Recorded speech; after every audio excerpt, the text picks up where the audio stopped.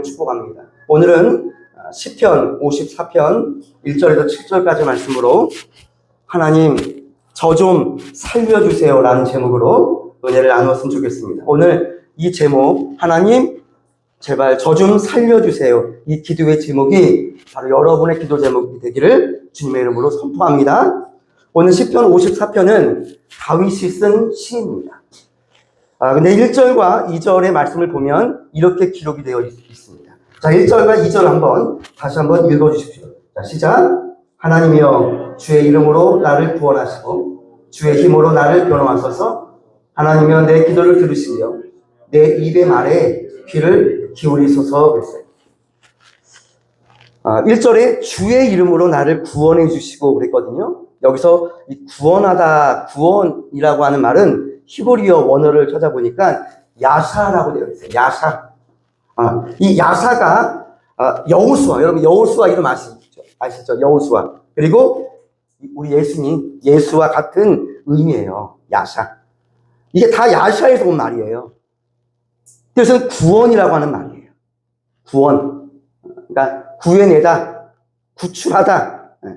물에 빠져 죽어가고 있는 사람이 있어요. 그 사람이 물에 빠져서 막 허우적거립니다. 막 허우적거려요. 그때 어떤 한 사람이 물에 첨벙 빠지죠. 그래서 헤엄을 쳐서 그 사람이 어디를 잡죠? 머리채를 잡고 이렇게 끌고 오는 거예요. 구해내듯이 하나님께서 어려움에 처한 누구를, 저와 여러분을 구해주시는 거예요. 이게 바로 야사예요. 야사. 성경에 보면 이 구원이라는 단어가 여러분 굉장히 중요한 단어입니다. 제가 예를 들어 볼게요. 누가복음 19장 30절 말씀에 보면 우리 예수님께서 예루살렘에 입성하실 때 뭐를 타고 입성하시죠? 말입니까? 아니면 나귀죠? 근데 나귀 새끼를 타고 예루살렘에 입성하십니다. 그때 군중들이 예수님을 향해서 자기가 입던 겉옷을 벗어서 땅에 깔죠. 그리고 종려나무를 꺾어서 뭐라고 외칩니까? 호산나, 호산나 이렇게 외치죠. 여기서 잠깐 제가 우리 예수님께서 예루살렘 입성하실 때 나귀 새끼를 타고 입성하셨어요. 한번 나귀 새끼를 잠깐 좀 언급을 해드릴게요. 여러분 예수님은 왜 나귀 새끼를 왜 타고 입성하셨을까요? 말도 있을 텐데. 우리 이렇게 보면 이렇게 왕들 보면 막 이렇게 말 타고 딱 등장하잖아요. 뭐 흰 말 같은 거. 그래야 좀 더 멋있는 거 아니겠습니까? 근데 우리 예수님은 나귀 중에서 또 새끼예요. 나귀 새끼를 타고 입성하십니다. 누가복음 19장 30절 말씀에 보면 예수님께서 아직 길이 들여지지 않은 나귀 새끼를 내게로 데려오라. 자, 그럼 제자들이 가서 나귀 새끼를 데려와야 될 거 아니에요? 근데 누가 그 나귀 새끼를 주겠어요? 근데 그때 예수님이 제자들에게 이렇게 말씀하시죠. 주가 쓰시겠다. 그 말을 하라는 거예요. 누가? 주가 쓰시겠다. 주가 쓰시겠다라고 말하니까 그 나귀 주인이 그러시나고. 쓰시라고. 딱 이렇게 내어주잖아요. 여러분 왜 나귀 새끼일까요? 여러분 이 나귀와 말이 있어요, 여러분. 여러분 나귀의 상징은 뭐냐면 자꾸 볼품 없거든요, 여러분. 또 새끼예요. 아직 길이 들어지지 않은 거거든요. 나귀 하면 바로 뭘 말하냐면 결핍, 부족함, 연약함, 아직 길이 들여지지 않는 거예요. 근데 말은 뭘 상징하죠? 말은 완벽이에요. 그리고 화려함이에요. 부유해요. 여러분 말은, 가난한 자들은 말을 기를 수가 없습니다. 말이 굉장히 비싸잖아요. 부유와 풍요함을 상징하는 거거든요. 근데 우리 예수님께서는 나귀 새끼를 이렇게 갖고 오라고 하는 것이죠. 여러분 이거는 뭘 말하냐면, 여러분 우리 하나님은, 여러분 뭘 타냐가 중요한 것이 아닙니다. 우리 예수님이 뭘 타냐가 중요한 것이 아니고 누가 타냐가 중요한 거예요. 누가 타냐. 그럼 왜 하필 그 많은 동물 중에서 왜 나귀를 왜 예수님께 타고 입성하셨을까? 바로 여러분 그 나귀가 누굽니까? 바로 저와 여러분입니다. 여러분 우리는 완벽한 존재가 아닙니다. 우리는 부족한 투성입니다. 연약한 투성입니다. 자, 지난주에 이렇게 이렇게 모퉁이에 딱 이렇게 잘못 겹쳐져가지고 발가락 사이가 살점이 떨어져 나갔어요. 우리 장지사님의 고통을 알겠더라고요. 이렇게 여러분 살점 떨어 나갔어요. 너무너무 아픈 거예요. 그것 때문에 잘 걷지도 못해요. 여러분, 우리의 인간이라고 하는 존재는 아주 연약합니다. 제가 그 주보에 제가 그 신앙 칼럼을 제가 실어놨거든요. 그거 한번 읽어보세요. 인간이 얼마나, 어떻게 보면 굉장히 강한 것 같은데, 인간처럼 아주 약한 존재도 없어요. 발가락이 너무 아파가지고, 이게 길을 이렇게 못 걸어 다니는 거예요. 여러분, 우리 예수님이 나귀를 타신 건, 나귀는 부족함의 상징이고, 결핍의 상징이고, 약함의 상징이거든요. 바로 여러분과 제가 아무리 약하고, 아무리 연약해도 누가 타시기만 하면, 예수님께서 우리 인생 가운데 인도하시고, 우리 인생 가운데 우리 예수님이 타시면, 왕의 길을 가는 그 준비에 도구가 된다라고 하는 거예요. 여러분, 예수님 말을 안 쓰십니다. 말은 교만합니다. 말은 자기가 잘난다고 떠들어대죠. 하지만 나귀는 그렇지 않아요. 또 길이 들여지지 않은 새끼예요. 여러분, 중요한 건 누가 우리 인생 위에 타냐가 중요합니다. 여러분 인생 가운데 여러분 귀신을 태우지 마십시오. 귀신이 내 인생을 타는 순간 내 인생은 사망의 길로 가는 거예요. 죽음의 길로 가는 거예요. 하지만 예수님을 내 인생에 딱 그 왕의 보호자의 자리에 예수님을 앉히십시오. 그러면 우리 인생의 길을 생명의 길로 우리 예수님이 인도해 주시는 거거든요. 그래서 여러분, 우리 인생은 누가 타냐, 뭘 타냐가 중요한 것이 아니에요. 내가 어떤 사람이냐가 중요한 것이 아니에요. 내 인생에 누가 주인이 되시냐, 누가 타고 있냐, 이게 중요하고, 그리고 그때 그 이스라엘 군주들이 뭐라고 합니까? 호산나 이렇게 말합니다. 호산나. 여러분, 호산나라고 하는 이 말의 뜻이 여러분 뭔지 다 아실 거예요. 호산나가 여호와를 찬양합니다, 이런 뜻이 아니라, 호산나란 합성어예요. 호산할 때 호사가 호시아예요. 호시아. 그리고 플러스 나예요. 그래서 호시아나예요. 호시아나. 그래서 이걸 붙여가지고 우리가 호산나는 거예요. 호시아란 무슨 뜻이냐면 구원하다, 이런 뜻이에요. 구원. 그럼 나는 이제, 지금, 이런 뜻이에요. 그래서 호산나 하면 우리를 이제 구원하소서, 우리를 지금 구원하소서, 이런 말이에요. 그래서 여러분, 호시아 하면 야사. 자, 야사 말씀드렸죠? 그리고 구약에 보면 호세아 선지자라고 있어요. 호세아가 다 이 호시아에서 나온 거예요. 여호수아. 이게 다 똑같은 의미인데, 한결같이 무슨 뜻이냐면 구원하소서, 이런 뜻이에요. 우리를 지금 구원하소서. 메시아에게, 구원자에게, 자신을 구할 수 있는 자에게 할 수 있는 말이 호산나예요. 호산나라고 하는 말은 아무한테나 호산나라고 말하는 것이 아니에요. 나를 구원할 자, 나의 메시아, 나의 구원자, 이런 존재에게만 우리가 호산나라고 외칠 수 있는 거예요.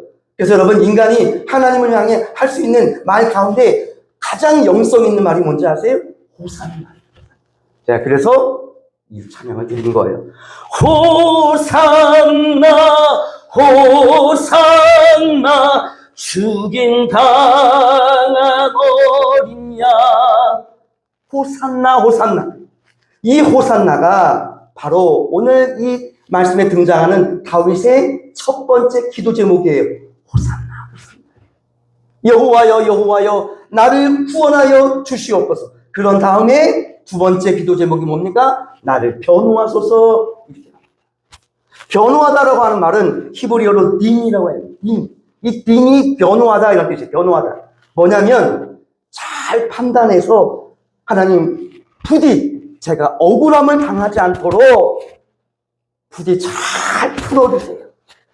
제가 억울함을 당하거나 힘들지 않도록, 제가 울지 않도록, 제가 슬픔에 빠지지 않도록 하나님 변호해 주세요, 이런 뜻이에요. 자, 세 번째는 뭡니까? 내 기도를 들으시며 내 입의 말에 귀를 기울여서 내 말 좀 들어주십시오, 이렇게 말하는 거예요. 여러분, 이 다윗이 이 세 가지 지금 기도를 하고 있어요. 나를 구원하소서, 나를 변호하소서, 내 입의 말에 귀를 기울이소서. 여러분, 이게 다 뭔지 아세요? 한마디로 요약하면 이거예요. 하나님, 제발 저 좀 살려주세요, 이 뜻이에요. 기도는 장황하게 하고 있지만 간단하게 말하면 하나님 살려주세요 이거예요. 근데 그 전에 보니까 아무런 설명이 없어요. 하나님 제가 이러한 상태이니까 하나님 좀 도와주세요. 하나님 살려주세요. 그런 말이 없어요. 그냥 다짜고짜 뭐라고 합니까? 살려달라고 하는 거예요. 여러분, 물에 빠져 죽은 사람이 있어요.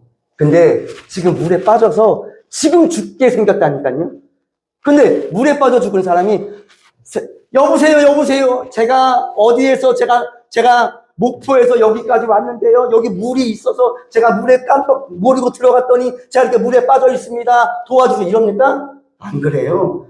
여러분, 물에 빠진 사람은 어떻게 합니까? 뭐 상황 설명이 없는 거예요. 그냥 무조건 살려주세요. 무조건 살려주세요. 지금 여러분, 다윗이 그런 심정이에요. 하나님 저 좀 살려주세요. 근데 여러분 그거 아십니까? 우리 하나님이 우리가 드리는 기도 중에 가장 좋아하는 기도가 있어요. 가장 기뻐하는 기도가 있답니다. 바로 그것이 하나님 저 좀 살려주세요. 그걸 어떻게 할 수 있냐? 마태복음 6장에 보면 그 이유를 알 수 있어요. 마태복음 6장 9절부터 이하에 쭉 보면 거기에 뭐가 나오냐면 우리 예수님께서 제자들에게 기도를 하는 법을 알려줘요. 너희들은 이렇게 기도해라. 그 기도가 무엇입니까? 주기도문이에요. 주기도문. 여러분 주기도문 다 외우시죠? 주기도문. 하늘에 계신 우리 아버지 이름이 거룩히 여김을 받으시오. 나라가 임하옵시며 뜻이 하늘에서 이루어진 것 같이 땅에서도 이루어지다 하면서 쭉 흘러가잖아요. 여러분 이렇게 시작하는 이 주기도문을 우리 예수님께서 가르쳐 주셨는데 근데 앞부분에 보면 하늘에 계신 우리 아버지요로 시작합니다. 하늘에 계신 우리 아버지. 여러분 하늘에 계신다고 하는 뜻은 우리와 다른 존재라는 거예요. 여러분 우리 인간은 어디에 있죠? 땅에 있어요. 땅에. 하나님은 어디 있습니까? 하늘에 있대요. 그러니까 하나님과 인간은 차원이 다른 존재. 우리 하나님, 인간은 땅에 있어요. 그래서 인간은 시야가 좁아질 수밖에 없어요. 왜? 육지에 있으니까, 땅에 있으니까.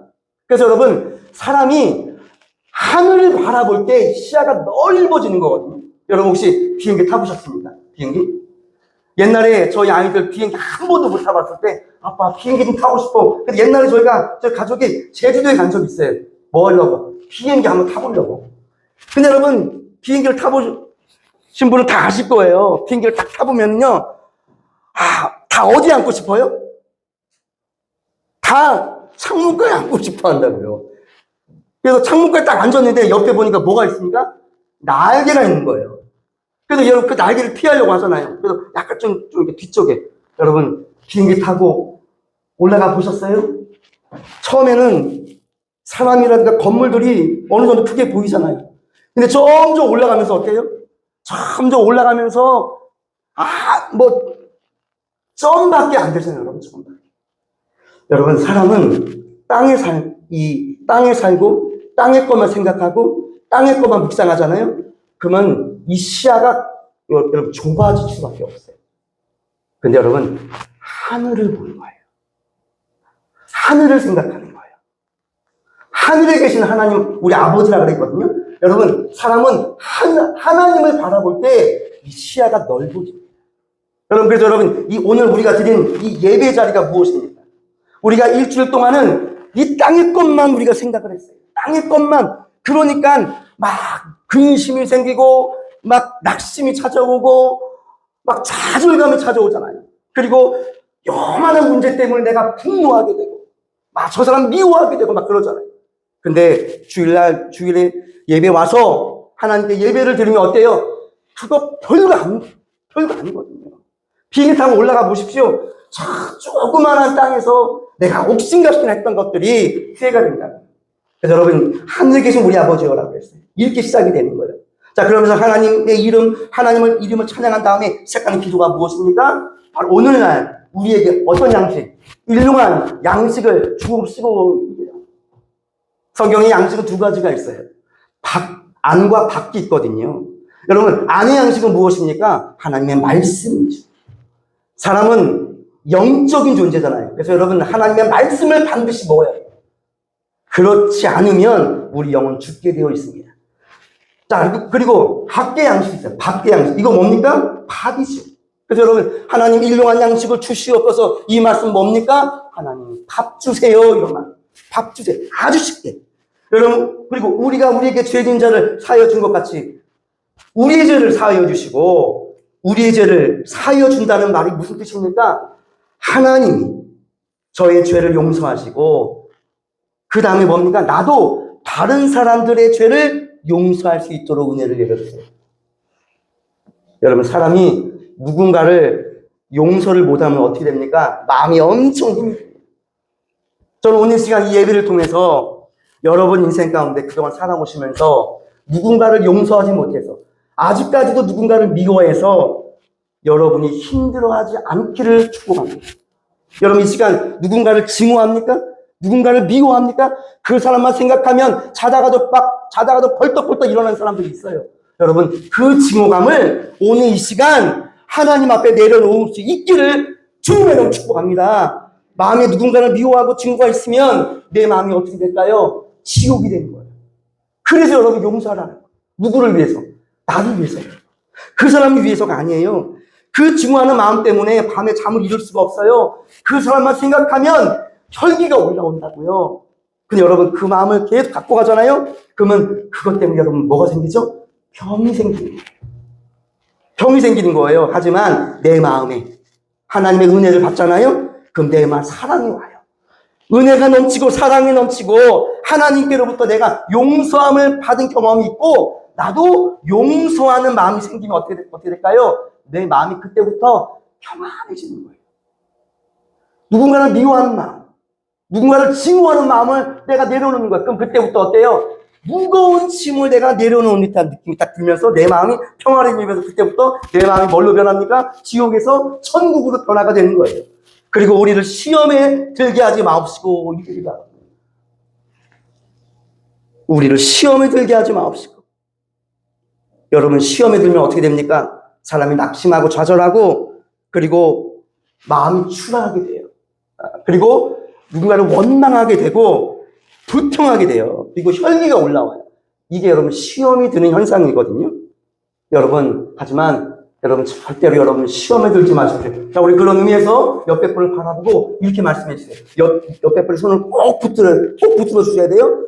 집사님, 시험에 들지 마세요. 시작. 자, 이번에 아까 오른쪽, 자, 이번 왼쪽 사람 붙들고 시작. 절대 시험에 들지 마세요. 그러면 시험에 드실 거죠. 절대 시험에 들면 안 돼요. 여러분, 시험이라고 하는 것은 여러분 정확하게 말씀드리면 시험 이꼬르 덫이에요. 자, 그래서 여러분들 시험은 덫입니다. 덫은 헬라어로 뭐라고 말하냐면 스칸달론이라고 해요. 스칸달론. 이게 헬라어예요. 헬라어의 스칸달론이 덫이라고 하는 뜻이에요. 근데 이 스칸달론 여러분 뭔지 아세요? 오늘날로 말하면 스캔들이에요. 스캔들. 여러분, 우리가 스캔들 났다 이런 말을 우리가 종종 쓰잖아요. 어떤 연예인 스캔들 났대 이러잖아요. 스캔들. 이게 그 헬라어 스칸달론에서 나온 거거든요. 근데 여러분, 우리가 우리가 이 덫에 걸리지 않도록 기도하라고 하는 거거든요. 여러분, 덫이라고 하는 것이 무엇입니까? 토끼라든가. 요즘엔 쥐가 없는데 옛날엔 쥐가 많았어요. 저도 어릴 때 저희 부엌에 이 쥐가 많았어요. 그래서 쥐덫을 항상 놨거든요. 근데 여러분, 사람이 가다가 그 쥐덫 밟으면 어떻게 됩니까? 큰일 나는 거예요, 여러분. 큰일 나는 거예요. 그리고 쥐덫은요, 이게 뭡니까? 이렇게 물려지는데 강해가지고 잘 풀어지지도 않아요. 하나님, 제가 인생 살면서 사탄이 놓은 덫에 걸리지 않게 해주시옵소서. 이 기도를 뭐 하라는 거예요? 꼭 하라는 거예요. 꼭 하라는 거예요. 그래서 여러분, 꼭 여러분, 그 사탄이 놓인 덫에 절대로 걸려 넘어지면 안 돼요. 이거 여러분 시험에 든 거거든요. 여러분, 특별히 이 사탄이 우리에게 생각의 덫을 놔요. 우리 인간은 끊임없이 생각하잖아요. 근데 이 사탄이 우리 인생 가운데 생각의 덫을 놔요.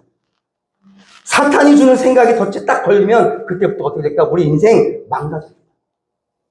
여러분, 사람 인생 망가지는 거 한순간인 거 여러분 아시죠? 사람의 인생이라고 하는 것은 여기까지 올라갈 때까지는 어마어마한 시간과 노력이 필요합니다. 하지만 사람이 한번 넘어지는 것은 한순간입니다. 내가 아무리 10년 동안 쌓아도 한 번 내가 무너지는 거는 그냥 순식간이에요. 얼마 전에 정말 말도 안 되는 사건이 대전에서 일어났어요. 대전의 어느 초등학교, 어느 여교사, 우울증에 빠진 여교사가 초등학생 1학년밖에 안 되는, 이제 갓 초등학교 들어간 김하늘은 어린 학생을 흉기로 질러 죽이고 본인도 자해를 시도한 사건이 얼마 전에 있었습니다. 어떻게 그런 일이 일어날 수 있습니까? 어른들이 말하잖아요. 이 학교만큼 안전한 곳이 없다. 근데 그 학교에서 이런 사건이 벌어진 거예요. 우울증을 앓고 명시가 철저히 계획한 범죄예요. 이는 무차별적인 묻지마 살인을 볼 수 있거든요. 근데 계획 범죄를 해요. 계획 범죄한 거예요. 사탄의 덫에 넘어진 거예요. 여러분, 자살도 마찬가지입니다. 2월 한 달은 연예인들이 많이 자살했더라고요. 막 뉴스 계속 올라오잖아요. 오늘 이 시간 그분들 삼가 고인의 명복을 빕니다. 여러분, 그것도 어떻게 된 거예요? 덫에 걸려 넘어진 거예요. 시험에 넘어진 거예요. 또 어떤 분들은 이렇게 생각을 할 수 있어요. 내가 만만해 보여? 평소에 화를 안 내신 분이 있어요. 근데 어느 날 내가 만만해 보여? 나를 무시해? 나는 화 못 내는 사람인 줄 알아? 나도 한번 화 내봐? 그럼 어떻게 될까요? 인생 한순간에 반사죠. 그럼 그 생각을 누가 줄까요? 바로 사탄이 준다는 거예요. 그래서 여러분, 감옥 간 사람들을 보십시오. 한순간에 화를 참지 못해서 사탄의 덫에 걸려 넘어진 사람들이 얼마나 많습니까? 그 사람들이 지금 감옥 들어가서 뭐 하고 있는지 아세요? 얼마나 후회하고 있는지 모릅니다. 그때 좀만 더 참을 걸. 그 한순간을 내가 인내를 못했구나. 또 어떤 사람은 이렇게 생각할 수 있어요. 지금은 기도할 때가 아니야. 기도만 한다고 뭐 다 돼? 어떻게든 나도 세상 사람들과 똑같은 방법으로 해야지. 이것도 여러분 사탄이 주는 생각이에요. 하나님 방법으로 하지 않고 내 생각, 자기의 어떤 그런 가냘픈 그 어리석은 지혜로 내가 일을 저질렀다가는 나중에 어떻게 될까요? 창피당합니다. 여러분, 그래서 시험에 들지 않도록 기도해라 라고 하는 거예요. 근데 여러분, 이 주기도문도 제가 한 줄로 요약하면 다 뭔지 아세요? 한 줄로 일용한 양식 주옵소서. 뭐 시험에 들지 않게, 이게 다 뭔지 아세요? 결국엔 하나님 제발 저 좀 살려주세요 이거예요. 하나님이, 우리가 하나님을 향해서 기도할 때 가장 좋아하는 기도가 바로 하나님 저 좀 살려주세요. 제가 이거를 기도 제목 그 말씀을 나를 구원하소서 이렇게 했거든요. 근데 이 말씀을 준비하면 준비할수록 구원하소서 뭐 이런 거 필요 없어요. 나 지금 당장 물에 빠졌다니까요. 그러면 살려달라는 말밖에 안 나오는 거예요. 살려달라. 그래서 여러분, 주기도문의 핵심은 살려달라는 기도인데 이런 기도예요. 하나님, 일용한 양식을 주셔서 나를 살려주시고 사람 미워하지 않고 용서해 주셔서 나를 살려주시고 이상한 덫, 이상한 시험에 죄악에 빠져서 인생 망치지 않도록 나를 살려주시옵소서. 그리고 나라와 권세와 영광이 아버지께 영원히 있다라고 하는 것은 무슨 뜻입니까? 바로 하늘에 계신 하나님과 나는 다르다는 거예요. 이분께 기도하라고 하는 거예요. 제가 옛날에 제가 신학 공부하러 호주에 갔는데 호주에서 어떤 한 목사님을 만나게 돼요. 근데 그 목사님을 만나서 대화한 게 지금도 생각이 나요. 그 목사님이 뭘 전공하셨냐면 사막 교부에 대해서 전공하신 분이에요. 여러분, 사막 교부 혹시 아세요? 사막 교부. 이 목사님의 전공이 사막 교부예요. 사막 교부 전공하시는 분들은 거의 없거든요. 근데 제가 그런 분을 만났어요. 그래서 그 목사님이 이런저런 얘기를 하는데 그분이 이런 말을 하는 거예요. 사막 교부들이 하는 첫 번째 기도가 뭐냐고. 자, 그러면 사막 교부를 알아야 되거든요. 여러분, 사막 교부라고 하는 건 뭐냐면 우리가 기도원에 올라갈 때 있잖아요. 그럼 기도원에 가면 뭐 한 2박 3일로 올라가요.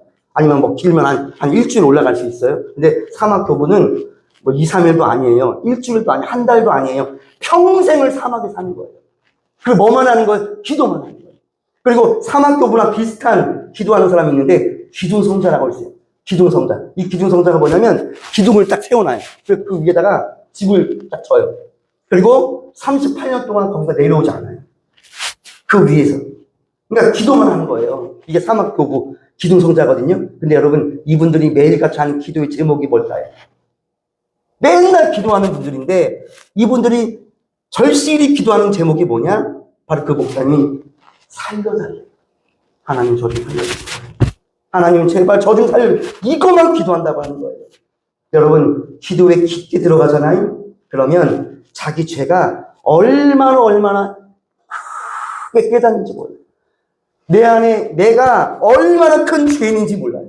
기도를 깊게 들어가잖아요. 그럼 자기 죄가 얼마나 커지는지 몰라요. 여러분, 죄가 커지면 커질수록 뭐가 커질까요? 은혜가 커지는 거예요.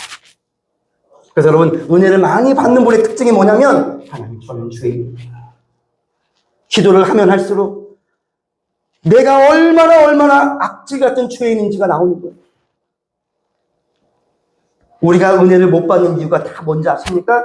자기가 얼마나 큰 죄인인지를 모르기 때문에 그렇습니다. 살려달라는 그 기도를 조금 더 바꾸면 신약 성경에 보면 이렇게 말씀하고, 그러니까 살려달라는 기도, 다른 말로 하면 이거예요. 바로 나를 불쌍히 여겨주시옵소서 이거예요. 이게 살려달라는 말의 다른 언어예요.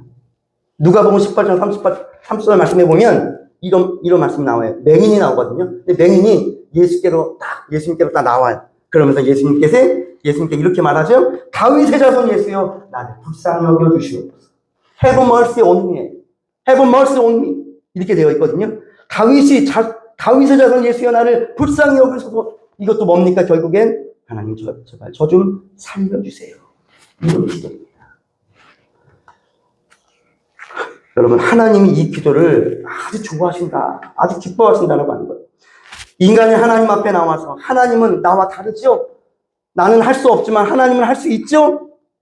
하나님, 그러니 제발 저 좀 살려주십시오. 이 기도할 때 하나님이 가장 좋아하시는데, 자, 그러면 하나님 되심이 가장 크게 드러날 때가 언제일까요? 우리 하나님이 계시잖아요. 그러면 우리 그 하나님이 가장 하나님 되심이 나타날 때 바로 피조물인 인간이 하나님 앞에 나와서 두 손 들고 하나님 제발 저 좀 살려주세요. 이 기도할 때가 하나님 되심이 가장 크게 드러난다고 하는 거예요. 여러분, 제가 그럼 여러분에게 한번 문제 하나 드릴게요. 엄마가 엄마됨이 가장 크게 드러날 때가 언제일까요? 엄마가 엄마됨이 가장 크게 드러날 때, 바로 그때는 아기가 울 때예요. 아기가 막 웁니다. 응애 울면서 어때요?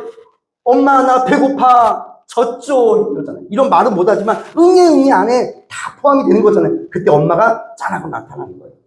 그래서 아기에게 젖을 다 물리는 거죠. 그때가 엄마가 엄마됨이 확 드러나는 거예요. 아이가 아파서 집으로 들어왔어요. 아이가 안 아플 때는 자기네끼리 막 놀다가 넘어졌어요. 무릎팍이 까졌어요. 그때 아기가 막 울면서 집으로 들어옵니다. 엄마 하면서 들어오죠. 그때 엄마가 어떻게 행동합니까? 그 아픈 부위에 호흡 불어주는 거예요. 그러면서 꼭 껴안아주는 거예요. 그때 엄마 등이 들어가는 거예요. 엄마가 나 옛날에 한때는 잘 나갔었어. 나 옛날에 이뻤어. 근데 애기 낳고 살찌고 내가 이렇네? 그러니까 어느 날 미장원 가서 막 머리하고 뭐 뭡니까 또 명품백 딱 들고 나 애기 안 봐 하면서 멋지게 나타나요. 그때 엄마가 들어가는 게 아니잖아요. 엄마의 엄마됨은 아기가 울 때, 아기가 엄마 젖줘, 엄마 아파. 그때 어때요? 엄마가 딱 나타나서 젖을 물리고 아기의 아픈 부위를 호흡 불어주고 꼭 껴안아줄 때 그때 엄마됨이 드러난 거거든요. 여러분, 우리 하나님은 그럼 언제 하나님 되심이 드러날까? 바로 우리 인간이 하나님 제발 저 좀 살려주세요. 이 기도입니다. 여러분, 우리가 하나님께 영광 올려드린다는 표현을 씁니다. 하나님께 영광 올려드립니다. 하나님께 영광. 여러분, 하나님께 영광이란 무슨 뜻일까? 바로 하나님은 하나님이시잖아요. 하나님 되심이 나타나게 해주세요. 이게 바로 뭐예요? 영광이에요. 그래서 찬송가 165장에 보면 이런 찬양이 있어요. 주님께 영광, 다시 사신 주, 사망 권세 모두 이기시었네. 주님께 영광. 여러분, 하나님께 영광이 되는 거 뭡니까? 하나님 부활하시는 거예요. 우리 예수님 다시 사시는 거예요. 우리 인류의 전체 역사에 있어서 부활이라고 하는 건 없잖아요. 죽었다 살아나는 경우는 있어요. 하지만 다시 죽잖아요. 여러분, 부활이 뭡니까? 우리 예수님처럼 죽었다가, 십자가에 죽었다가 살아나셨잖아요. 부활하셨어요. 그리고 어때요? 영원히 사는 거예요. 이게 부활이거든요. 사망 권세 모두 이기셨네. 사망 권세 모두 이기신 분은 바로 십자가에서 물과 피를 쏟으신 우리의 구원자이신 예수님밖에 없음을 믿습니다. 그때 주님께 영광을 쓰잖아요. 내가 반해서 내가 실수 하나도 않고 내가 1등해서 이것도 하나님께 영광을 올릴 수 있지만, 여러분, 하나님께 영광이라고 하는 것이 무엇입니까? 바로 하나님, 제 힘으로 못합니다. 하나님 도와주십시오. 하나님 좀 도와주십시오. 그러면서 하나님 살려주세요. 이 기도를 드리는 거예요. 여러분, 아무리 작은 교회라도 이 기도가 있는 곳에 진정한 예배가 있는 거예요. 아무리 지하 교회라 할지라도 이 기도가 있는 곳에 거기에 주님의 역사가 있는 거예요. 이 기도가 있는 곳에 예배가 있고, 이 기도가 있는 곳에 하나님의 인재가 있고, 이 기도가 있는 곳에 하나님의 역사가 나타나는 거예요. 이 기도, 하나님 저 좀 살려주세요. 카이스트를 설립하시고, 그리고 전 과학기술처 장관을 2번이나 연임하신 최고의 과학자 중에, 여러분 혹시 정근모 장로님 혹시 아세요? 정근모 장로님 혹시 아시는 분 계실 거예요? 정근모. 제가 이분의 간증을 봤는데, 이분이 최고의 과학자잖아요. 여러분. 원자력 발전 이쪽에 분야의 최고 권위자거든요. 근데 이분이 과학자예요, 여러분. 근데 이분의 그러니까 이분의 사모님이 아주 믿음이 좋은 권사님이세요. 근데 이 권사님이 믿지 않는 이 정근모 장로님이 예수 믿기 전 이야기입니다. 남편한테 이제는 교회를 가자고 하는 거예요. 여보, 교회 가자. 그랬더니 안 가는 거예요. 아이, 내가 교회를 왜 가? 난 그런 거 안 믿는다고 막 그런 거예요. 근데 하도 이 권사님이, 여보, 좀 교회 좀 같이 갑시다. 교회 좀 같이 갑시다. 그러다가, 알겠어. 한번 갈게. 딱 간 거예요. 그럼 제가 아까 이 정근모 장로님이 어떤 분이라고 말씀드렸죠? 지극히 과학적인 분이에요. 그래서 교회에 딱 가셔서, 딱 이렇게 목사님 설교를 딱 이렇게 예배를 드리면서 이렇게 설교를 듣는데, 그날 그 목사님은 어떤 설교였대요? 비과학적인 설교. 오병이어의 설교를 하시죠. 오병이. 물고기 2마리, 보리떡 5개, 5,000명이 먹어야 되는 거야. 이 말씀을 딱 들은 거예요. 그러니까 어떻게 됩니까? 예배 드리다가 자기도 모르게 헛웃음이 나오더래요. 헛웃음이 나오더래요. 근데 거기서 끝나면 다행이에요. 근데 더 기가 찬 건 뭘까요? 5,000명이 먹고 12강주기가 남았대. 12강주기가 남았대. 거기서 완전히 기가 찬 거예요. 너무나도 이분은 과학적인 분이거든요. 너무나도 이성적인 분이고 논리적인 분이에요. 근데 교회 가니까 비과학적인 설교만 하는 거예요. 근데 이분이 너무너무 진짜 헛웃음만 치고 나왔대요. 근데 이분이 어떻게 주님 만났을까요? 이분에게 아들이 있어요. 아들이 있어요. 여러분, 이분이 돈이 없습니까? 뭐가 없습니까? 부족함이 뭐가 없습니까? 근데 이분이 아들이 있어요. 근데 아들이 어느 날 병이 찾아온 거예요. 근데 그 병이 현대의학으로는 고칠 수 없는 병이에요. 그래서 병원에서 말합니다. 아들 몇 개월밖에 못 산다. 그 말을 듣는 순간 이 머리에 망치로 한 대 꽉 때려맞아요.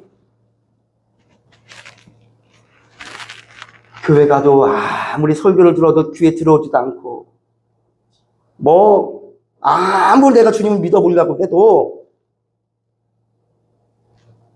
믿어지지가 않더래요. 근데 아들이 죽을 병이 걸린 거예요. 그때부터 이분이 어떻게 됐을까? 병원이라고 하는 병원은 다 찾아갔어요. 우리 아들 좀 고쳐달라. 현대의학으로는 안 됩니다. 다 그런 거예요. 그럼 이분이 마지막으로 갈 때가 어딜까요? 자기가 헛웃음 쳤던 어디? 그 교회로 가는 거예요. 그 교회로 가서 어떤 기도를 드리냐? 하나님, 제가 죄송합니다. 제가 죄인입니다. 하면서 막 기도를 드리시는데 그렇게 눈물 나면서 자기가 죄인이 그 뭡니까? 그 사도 바울이 자기가 괴수 중에 괴수라고 표현했어요. 하나님, 저는 괴수입니다. 제 아들 좀 고쳐주십시오. 딱 눈물을 쏟으면서 막 기도하는 거예요. 그때 이분이 주님을 만나게 되는 거예요.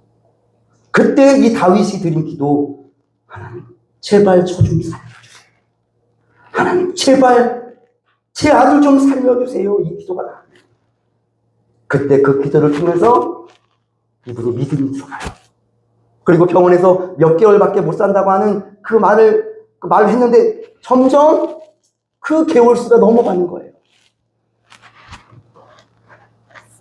자, 여러분, 우리 하나님은요, 자, 여러분, 지금 이 다윗이 지금 왜 이런 기도를 드리냐면, 바로 3절에 나와 있어요, 여러분. 3절 한번 보고 마칠게요. 자, 한번 3절 한번 읽어주실래요? 자, 3절을 크게 읽어주시죠. 자, 시작. 낯선 자들이 일어나 나를 치고 포악한 자들이 나의 생명을 수색하며 하나님을 자기 앞에 두지 아니하였습니다. 자, 여기서 낯선 자들과 포악한 자 두 종류의 사람이 나와요. 거기 여러분 밑줄을 쳐주세요. 낯선 자들과 포악한 자들이 나와요. 자, 여기서 제가 포악한 자 하면은 제가 빨리 말씀드릴게요. 포악한 자는 사울이에요. 사울 왕이 다윗을 죽이려고 하잖아요. 그래서 뭐 3,000명의 군대를 데리고 오거든요. 그 한 명 죽이려고. 바로 그 하나님, 지금 저에게 포악한 자가 저를 죽이려고 합니다. 지금 이거예요. 그러면 낯선 자는 누굴까요? 낯선 자. 여러분, 낯선 자를 알기 위해서는요. 자, 54편 1절 위에 표제어가 있어요. 표제글이 있죠? 맨 위에. 여러분, 맨 위에 한번 읽어주실래요? 자, 시작. 다윗의 마스길, 인도자를 따라 현악에 맞춘 노래.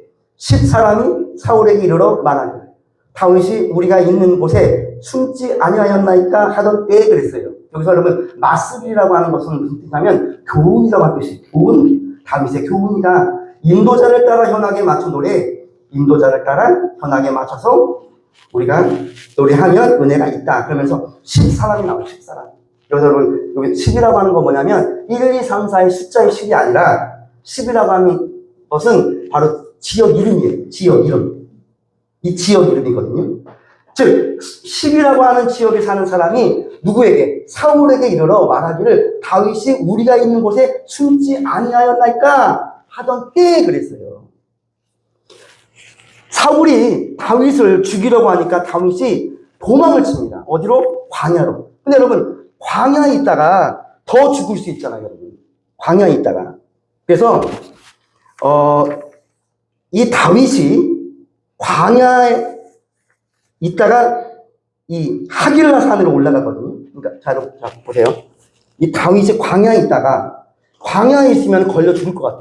그래서 그 광야 옆에 하길라 산이라고 있어요. 그래서 하길라 산으로 올라가요. 왜냐면 산으로 들어가야 될 거 아니에요. 그래 안 잡히잖아요. 근데 하길라 산 바로 옆에 어떤 지역이 있었냐면 신이라고 하는 지역이 있어요. 신. 그래서 하길라 산에 올라가니까 그 10 지역에 있는 사람을 만나게 돼요. 그래서 다윗의 상황을 다 얘기를 해요. 그랬더니 10 사람들이 뭐라고 말하냐면, 그러냐고. 우리가 지켜주겠다고. 우리가 사울로부터 우리가 도와주겠다고. 안 잡히도록. 이렇게 믿었어요. 근데 이 10이라고 하는 사람들이 또 어떤 사람이냐? 여호수아 15장 20절 말씀에 쭉 보면, 제가 결론만 말씀드릴게요. 10이라고 하는 사람이 어떤 지파? 여러분, 그 이스라엘 12지파가 있잖아요. 그 12지파 중에서도 10이라고 하는 이 사람들은 바로 유다 족속이에요. 유다 족속. 여러분, 다윗이 어느 족속이에요? 유다예요, 유다. 유다예요. 여러분, 우리 예수님이 다윗의 자손 예수여 그러잖아요. 다윗이 유다 자손이거든요. 그러면 우리 예수님이 그 유다 자손에서 우리 예수님이 나오잖아요. 바로 이 10에 살았던 이 사람들이 바로 어떤 사람들이냐? 바로 유다 족속이에요. 여러분, 옛날에 이 같은 족속은요, 같은 핏줄이에요. 그래서 그 옛날에 뭡니까? 이렇게 성막을 치고 이렇게 장막을 치잖아요. 그때 같은 족속끼리 행군을 했어요. 근데 그 같은 족속이었던, 같은 민족이었던, 같은 핏줄인 이 10사람들이 어떻게 합니까? 사울에게 고하는 거예요. 다윗 여기 있다고. 지금 그런 상황이라는 거예요. 그래서 낯선 자가 누구냐? 바로 10사람들을 만나는 거예요. 여러분, 하나님은 이 다윗으로 하여금, 사람으로 하여금 질리게 만들어요. 배신을 당하게 만들잖아요. 그러면서 결국에 뭡니까? 하나님만을 바라보게 해요.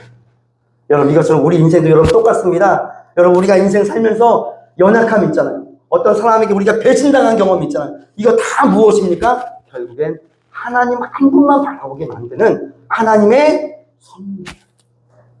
그래서 여러분, 결국엔 이 다윗이 어떻게 됩니까? 결국엔 어떻게 돼요? 왕이 됩니다. 하나님 한 분 붙드는 거예요.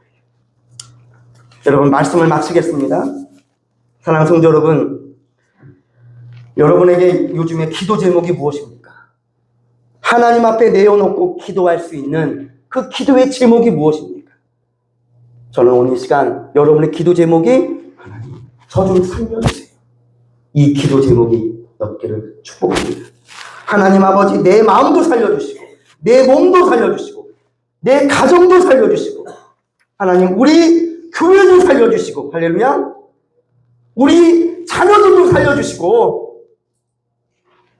우리 대한민국도 살려주시고, 지금 대한민국이 지금 두 쪽으로 갈라졌잖아요.